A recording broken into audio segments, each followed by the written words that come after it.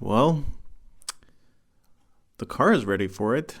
So I guess it's time to install this little box of death. This is a 96 lithium ion cells in series.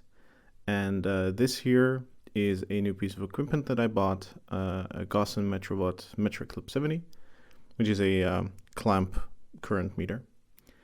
Now hopefully I still need to charge these batteries, which is going to be the challenge, charging batteries at 300 something volts. Then I'm going to, I guess, connect them to the contactors and see if the car accepts the battery. But why did I make that? Because these are going to be the battery modules. These are 1 kilowatt hour modules from a Volkswagen GTE. These are actually going to be my temporary batteries, i.e. the batteries I put in my trunk and drive around with and see if the whole extender battery concept actually works. Why did I make a small battery? Well, these cost money, and that little box is made of essentially free or like very low cost batteries. So I kind of don't want to waste. Like, this is a 12S pack, so I would need 8 of these to test it out. And if stuff short circuits or if there was any problem at all, I might ruin these. And that's a lot of money down the drain. So I am going to build a temporary battery in first, then put in the temporary battery, and then put in the permanent extender battery. So the little box of death is currently at 345. And the car fully charged. 390. All right. This is safe.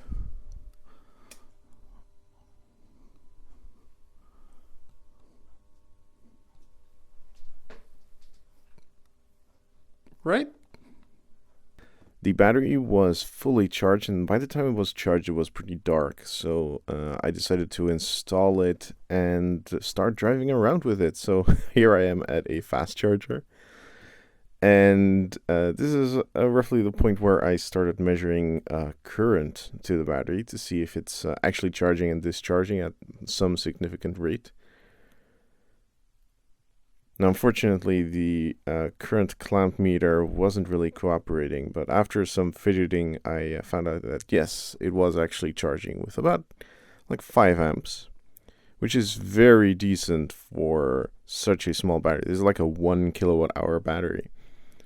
So 1/20th of the capacity of the rest of the battery, and still, it's charging at a decent rate, so pretty happy with that. It seemed to work. I'm in lovely, picturesque Schagen, and of course I forgot my lavalier mic, so I have to talk into the voice recorder directly. And I'm on my way to Zwaag, which is not far away, to get my extender batteries. Well, the temporary pack. So where did I get these batteries? Well, this is really cool. There's this company called ecarACCU, which is situated inside a dealership which has a non-electric Hyundai Kona. I mean, why even try to sell this? Who wants to drive a non-electric car? Anyway, they're in this dealership and they deal in these second-hand Mitsubishi Outlander and Volkswagen GTE / e-Golf batteries and Mercedes batteries and smart batteries, and I don't know, they have second-hand batteries from all different kinds of electric and hybrid cars. It's like I was a kid in a candy store. Look at this. This is awesome.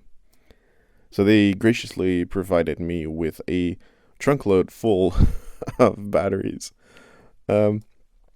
which is awesome. I can now start work on the temporary extender battery instead of having to rely on my temporary extender battery.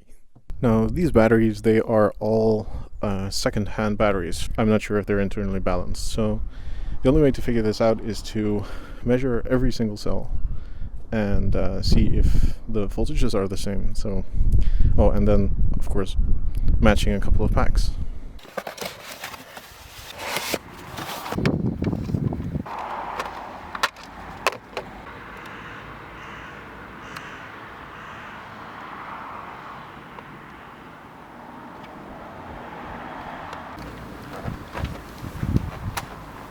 I finished measuring all the batteries.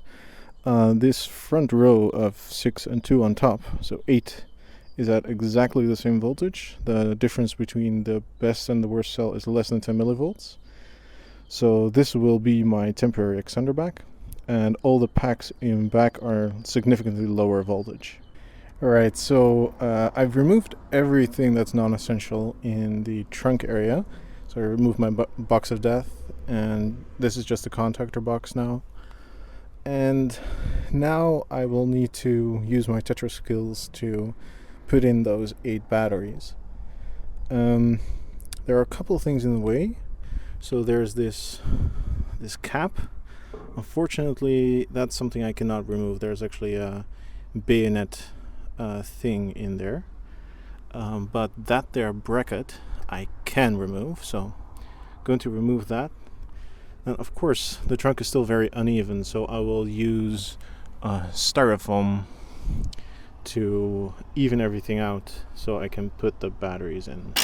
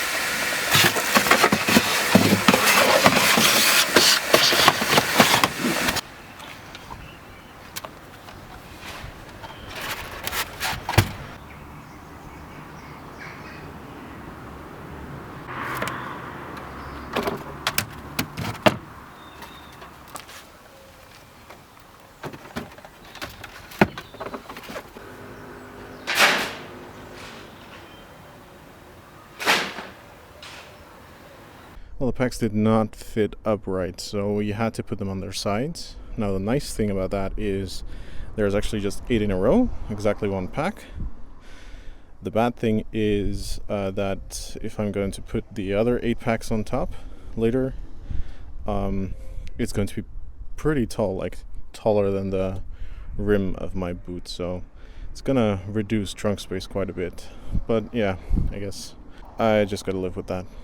So I'm going to further immobilize this with more foam and wood and a nice bow around it, install a new, better contactor box, and then charge it.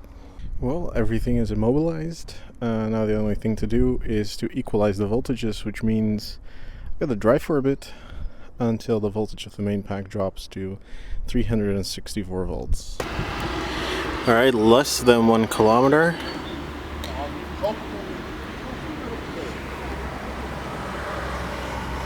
So 1 volt. So I'll need to drive quite a bit, I think. Well, I've been driving a bit more like an idiot, so hopefully this has helped. Oh, so close. I think we're gonna be there if I'm home. Only about 1 kilometer from home. Awesome.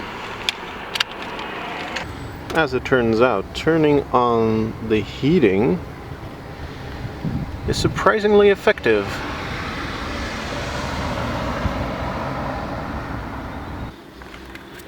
And